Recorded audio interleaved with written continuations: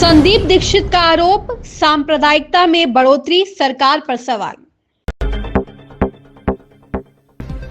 USCIRF की report पर कांग्रेस नेता संदीप दीक्षित ने कहा, इसमें कही गई बातें कोई नई बात नहीं है। यहाँ के लोग, हमारे देश के लोग जो संविधान में विश्वास रखते हैं, उन्होंने बार बार इन बातों को उठाया है और इसमें नई बात यह है कि पिछले 10-15 सालों में इस तरह की सांप्रदायिकता को धीरे धीरे बढ़ावा दिया गया है।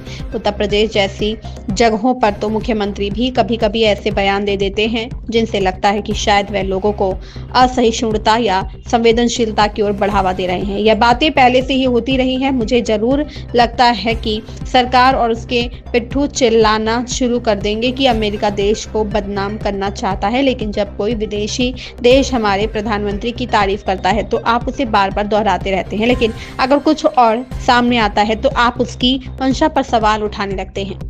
देखिए, पहली चीज क्या रिपोर्ट है, थोड़ी बहुत मैंने सुनी है, लेकिन जो बातें उसमें कही गई हैं वो कोई नई नहीं है।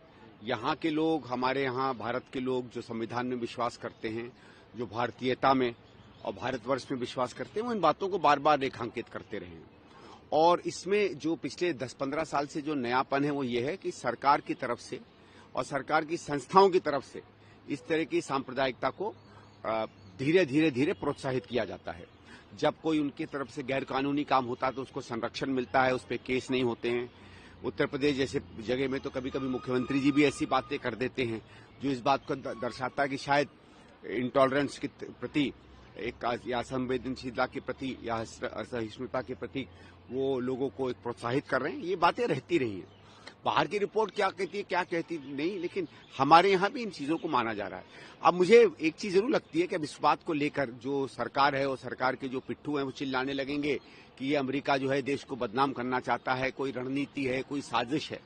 मैं इनसे ये पूछता हूँ कि जब कोई देश बाहर का हमारे प्रधानमंत्री को कोई तमगा दे देता है या तारीफ कर देता है तो उसको तो आप बार बार कोट करते रहते हो, और अगर कुछ अन्यथा आ जाता है तो उसको फिर आप उसके पीछे मंशा के सवाल खड़े करने लगते हो। हमारा ये कि प्रधानमंत्री का इस देश के प्रति क्या काम है, उसका आकलन हमारे यहाँ होता है, उन मापदंडों से होता है जिन मापदंडों में संविधान बना है। बाकी हार जीत चुनाव में होती है, नहीं होती है, लेकिन ये जो रिपोर्ट आई है उन्हीं बातों को रेखांकित करती है जो यहाँ बार बार भारत में, जैसे मैंने कहा, जो भारतीयता में विश्वास करते हैं, जो संविधान में विश्वास करते हैं, वो लोग बार बार कहते रहे हैं।